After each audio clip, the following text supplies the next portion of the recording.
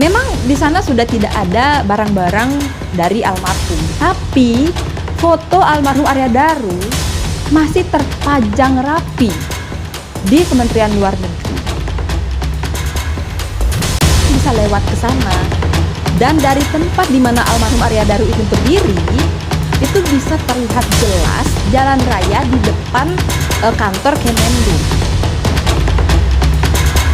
Salah satu tetangga kos almarhum Arya Daru yang mengatakan bahwa di malam itu tetangga kosnya ini mendengar ada suara benda yang terjatuh.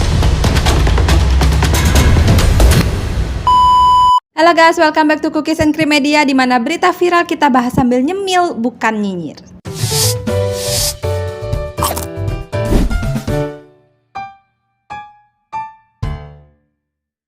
Kita bahas lagi guys kasus dari kematian almarhum Arya Daru Pangayunan yang masih menjadi teka-teki. Nah jadi guys, tim pengacara keluarga Arya Daru yang terdiri dari Bapak Nikolai Aprilindo, Pak Dwi Librianto dan juga Marwan Iswandi itu sempat berkunjung ke Kementerian Luar Negeri. Dan di sana mereka tuh disambut dengan baik ya. Tidak masih tertutup seperti sebelum-sebelumnya gitu. Dan tim pengacara ini juga sempat berbincang dengan Menteri Luar Negeri Sugiono, walaupun itu secara tertutup ya, mungkin kurang lebih selama 20 menit untuk membicarakan tentang kejanggalan-kejanggalan dari kasus kematian almarhum Arya Daru ini. Tim pengacara juga menceritakan kepada Menlu dan juga Bapak Judah Nugraha, yaitu atasan Arya Daru di Direktorat Perlindungan WNI, bahwa makam Arya Daru ini sempat diacak-acak. Mereka itu sempat kaget gitu ya mendengar berita ini karena belum pernah mendengar ini sebelumnya. Nah jadi dalam kunjungan tersebut, tim pengacara juga sempat diajak untuk melihat ruang kerja dari almarhum Arya Daru. Memang di sana sudah tidak ada barang-barang dari almarhum, tapi foto almarhum Arya Daru masih terpajang rapi di Kementerian Luar Negeri untuk menghormati almarhum ini, karena almarhum ini dikenal di antara rekan-rekannya itu dikenal sebagai orang yang baik, sangat baik dan juga komunikatif gitu, jadi ramah. Jadi untuk mengenang almarhum ini, teman-teman almarhum masih menyimpan foto almarhum dengan sangat rapi dan memajangnya di kantor Kemlu. Selain melihat ruang kerja almarhum, tim pengacara ini juga diajak untuk meninjau rooftop di mana Arya Daru ini terekam CCTV sedang berada di sana di tanggal 7 Juli malam. Sekitar 1 jam 26 menit. Ternyata rooftop ini berada di gedung yang berbeda dengan ruangan kerja almarhum. Jadi rooftop ini bukanlah area yang untuk santai-santai gitu ya, bukan area untuk karyawan tuh nongkrong, itu bukan. Jadi di rooftop ini hanyalah atap sebenarnya, tapi di sana itu ada jalan setapaknya, jadi kita bisa lewat ke sana. Dan dari tempat di mana almarhum Arya Daru itu berdiri, itu bisa terlihat jelas jalan raya di depan kantor Kemenlu. Menurut Pak Nikolai Aprilindo, kalau misalnya almarhum Arya Daru ini mau melompat dari lantai 12 itu bisa dipastikan kalau almarhum ini pasti meninggoy gitu guys. Tapi kenyataannya almarhum ini nggak lompat. Nah terus ngapain dong kira-kira almarhum ini berada di rooftop itu? Kalau misalkan hanya memantau apakah tempat ini cocok untuk melompat, nah jawabannya udah pasti bagus, karena menurut Pak Nikolai yang sudah meninjau tempat tersebut, itu tempatnya tinggi banget dan dipastikan kalau yang melompat dari sana pastilah akan meninggoy. Nah tapi kan Arya Daru ini nggak lompat. Lalu untuk apa Arya Daru ini datang ke sana? Berarti bukan untuk mengecek apakah tempat itu tepat untuk bundir dong. Nah kalau misalkan kita lihat dari posisi almarhum ini berdiri, kemungkinan besar almarhum ini sedang memantau sesuatu yang ada di jalan raya depan Kemenlu itu. Kemungkinan almarhum ini sedang mengamati seseorang karena merasa dibuntuti atau diawasi. Saat tim pengacara ini mencoba kondisi rooftop ya guys ya, itu ditemukan bahwa ternyata rooftop itu tidak setinggi itu gitu loh. Cuman mungkin seukuran dada atau leher ya. Dan di sana itu juga ada pijakan kecilnya. Pak Dwi juga sempat berpijak ya di pijakan itu.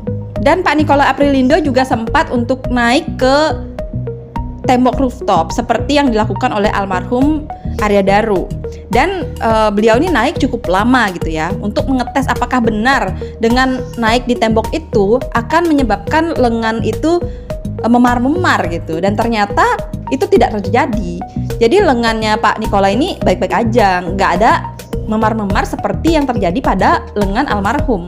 Nah, artinya memar-memar yang ada di tangan atau lengan dari almarhum ini bukanlah dari aktivitas memeluk tembok rooftop itu, guys. Nah, kalau misalkan almarhum ini sedang memantau seseorang di rooftop itu, berarti ini juga dibenarkan dengan kesaksian dari supir taksi yang mengantar almarhum ini dari Grand Indonesia ke Kemlu.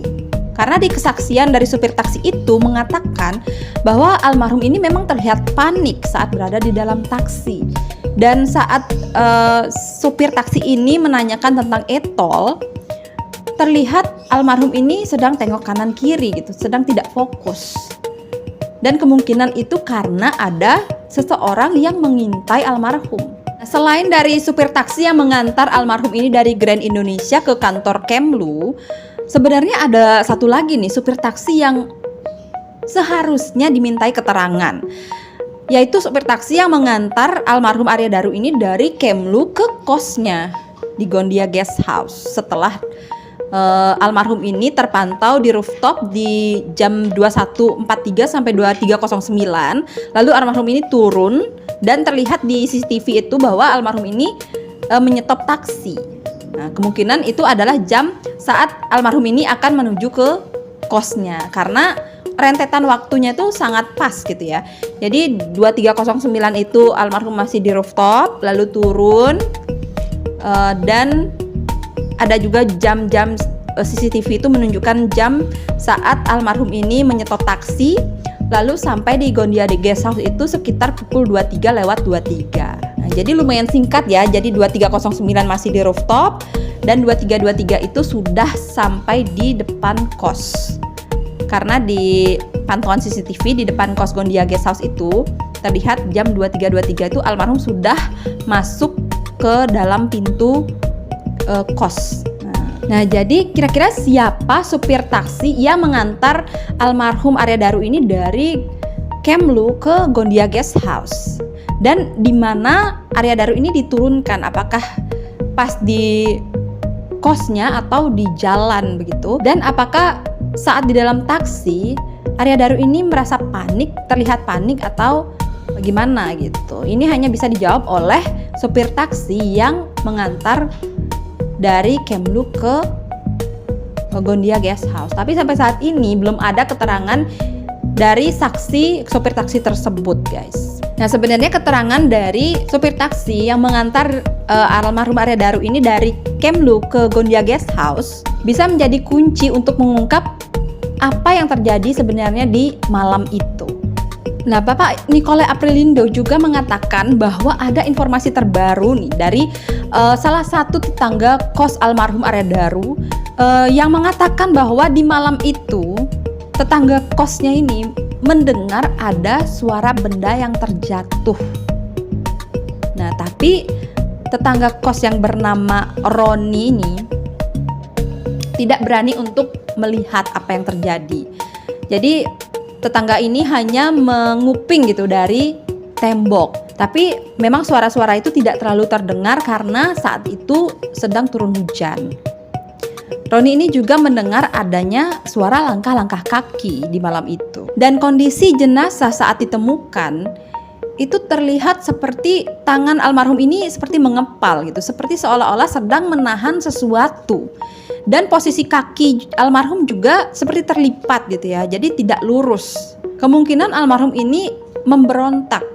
Nah, kalau misalkan kaki memberontak, itu otomatis spray ini akan berantakan ya. Ya setidaknya tidak serapi itu ya. Seperti kondisi saat dimana almarhum ini pertama kali ditemukan. Karena saat ditemukan itu kondisi kamar almarhum ini lumayan rapi, walaupun ada baju yang jatuh gitu ya. Tapi kondisi spray, kasur, bantal, apalagi selimut itu tergolong sangat rapi. Jadi menurut dugaan dari Bapak Nikolai Aprilindo, almarhum ini dililit lakban dan juga ditutup selimut saat almarhum ini sudah habis nafas. Ya, jadi bisa dipastikan kalau dalam proses kematian almarhum ini ada keterlibatan dari pihak lain dan dipastikan ini ada peristiwa pidana di dalamnya. Jadi sepertinya tim pengacara keluarga ini bertindak dengan sangat hati-hati ya. Tim pengacara ini sudah mengirim surat itu kepada dan bertemu langsung dengan pimpinan DPR Komisi 3, Panglima TNI, LPSK, dan juga sudah menyurati Presiden Prabowo untuk mendapatkan perhatian agar kasus ini segera untuk diselidiki kembali. Dan sekarang dukungan juga datang dari Kemlu. Jadi semakin banyak yang memberi perhatian terhadap kasus ini, jadi semakin besar harapan agar misteri ini akan segera terungkap. Oke guys, segitu dulu pembahasan kita kali ini tentang kasus kematian diplomat muda Arya Daru Pangayunan. Semakin banyak yang sudah memberi dukungan dan semoga kasus ini segera dibuka agar segera ketemu titik terangnya. Jangan lupa tulis komen kalian di bawah di kolom komentar, like dan subscribe channel ini biar kalian tidak ketinggalan update lainnya guys. See you on the next video. Bye bye.